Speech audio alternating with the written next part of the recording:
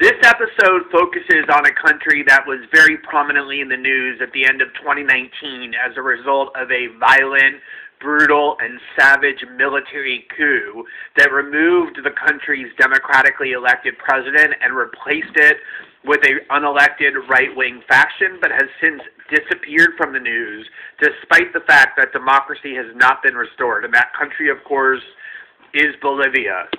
So that was the Bolivian coup d'etat, November 2019. Donald Trump is going to do a Venezuelan coup, a Bolivian coup. He's messing with Cuba and Nicaragua, probably trying to coup d'etat them too. We're going to, overthrow Bolivia because they got a ton of lithium. We're going to overthrow Venezuela because they're socialist and they got a bunch of oil. So is it any shocker that people who, wants to overthrow Cuba, overthrow Nicaragua, got the Bolivian coup, actually did one Bolivian coup for sure, two Venezuelan coups for sure? Is it any shocker that a government that would be coup d'etat in all the world would call for a coup d'etat of its own government? Was JFK a coup d'etat? We're gathered together in the heart of our nation's capital for one very, very basic and simple reason: to save our democracy. We have hundreds of thousands of people here, and I just want them to be recognized by the fake news media. Turn your cameras, please, and show what's really happening out here, because this is an amazing video. They're going to use the words that he, the charge. He's been the only president to be impeached twice. That he incited an insurrection. So this is Vice News, has all the riots right in the background with Donald Trump's words over it. And I think it's a pretty compelling video. So these are the words that Donald used. These people are not going to take it any longer, because you'll never take back our country with weakness. You have to show strength, and you have. So we coup d'etat all over the world, right? Just a million coup d'etats. We've coup d'etat Grenada, Nicaragua, Chad. We've coup d'etat, Yugoslavia. Regime changes, right? Indonesia, Zaire, Haiti, not once but twice, 3 times, 4 times, 5 times.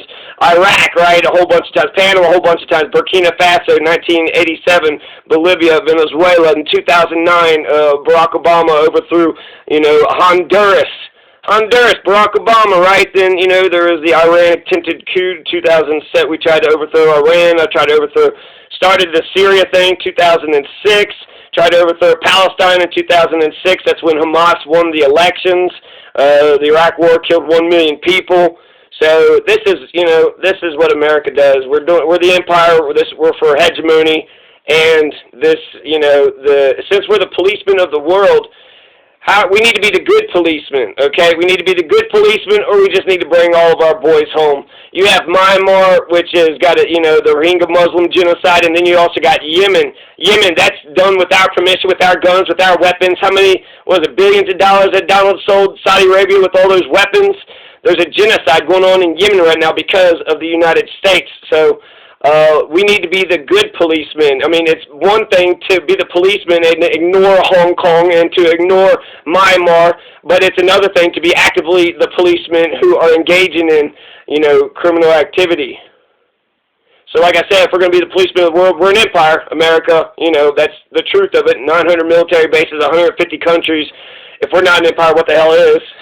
Rome isn't, UK, none of it was, but we're an empire. And if we're going to be an empire, we're going to be the good policemen of the world. And if we're not going to be the good policemen of the world, then let's just bring our boys home.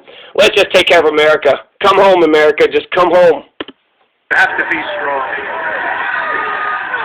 We will never give up. We will never concede. It doesn't happen. You don't concede with a step. Our country has had enough. We will not take it anymore. We will stop The lesson of Vietnam is that if you're going to start a war, make sure you start it for the right reasons. You're fighting against genocide. You're fighting against slavery. You're doing it for righteous reasons, not just to stop socialism. That's that's a dumb reason. That's a stupid reason. Just because they have a different economic system than what the elites, the oligarchs, and the plutocrats of this nation want. So we got to be right. If we get it, we got to be right. Ronald Reagan thought that Nelson Mandela was a terrorist, and he thought Osama bin Laden was a freedom fighter. Ronald Reagan gave Osama bin Laden weapons, and then guess what? 9/11 happened. People act like it had nothing to do with Ronald Reagan. He gave them the weapons to fight against the Russians. We thought, it's so smart, right? We gave the Mujahid all those weapons. And then he thought Nelson Mandela was a terrorist. And the thing with Vietnam, when you start going, the wrong way, then it gets messier and crazier and dumber and stupider because you got your ego and whatever on the line. When really, if you're going down the wrong road, just turn around. It's never too late to turn back around. If you're walking down the wrong road, it's never too late to turn back around. The steel. We will not let them silence your voices. We're not going to let it happen. They've used the pandemic as a way of defrauding the people. We want to go back and we want to get this right because we're going to have somebody in there that should not be in there and our country will be destroyed and we're not going to stand for that. For years, Democrats have got... In 1973 in Chile, you had Nixon and Kissinger who overthrew the Salvador Allende, the president, democratically elected president of Chile, because he was a socialist. That's it, just because of his economic system. We're going to overthrow the Iranians because they nationalized their oil, so I guess we can't steal their oil, right? So we better overthrow their government. Cuba wanted land reform, started kicking the corporations out. Well, we can't allow them to do that, pass out, land to their own Cuban people. 1954 coup with Guatemala was also for land reform. The U.S. Constitution is actually based upon the people not getting land reform, protecting the plutocrats, protecting the oligarchs. So just, Libya, 2011, Libya, 2009, Honduras, 1953, Iran, 1954, Guatemala, Greece. We were meddling with Greece and Italy in 1947, 48, and 49. 2002, we've already, messed with Venezuela. Texas, hell, just look at the Pilgrims, right? Texas, Mexico, California, that was all Mexico, and we just stole it from them. Grenada, Hawaii, we took Hawaii, we overthrew the monarchy, and then adopted them to Puerto Rico, Guam, Virgin Islands. We saved them from the Spanish, and then we just continued to occupy them. Samoa, the Philippines, they got free. Panama, they got free too. Laos, Brazil. So we've done coup d'etat, Dominican Republic 2 times, 1910, 1961. Indonesia, Congo. We are just coup d'etat here, coup d'etat there, coup d'etat-ing everywhere. Gotten away with election fraud. Republicans are constantly fighting like a boxer with his hands tied behind his back. It's like a boxer. And we want to be so nice. We want to be so respectful of everybody, including bad people. And we're going to have to fight much harder. But just remember this. You're stronger. You're smarter. You've got more going than anybody. And So you had Elon Musk who went ahead and said that, he's the number one, richest person in the world, which I don't support. If Elon Musk wants to overthrow and coup d'etat governments just to steal their lithium, I don't support that. I don't think any American should shed any blood just so Elon Musk can make a ton of money off of lithium. That doesn't, I don't like that at all. That's terrible. Elon Musk, he went ahead and bragged about that. He said, we're going to go ahead and coup d'etat anybody we want to, just deal with it. So is that what we're supposed to do with the MAGA Trump supporters? Just deal with it? They try to, if they're successful, just deal with it. Oh, well, who gives a shit, right?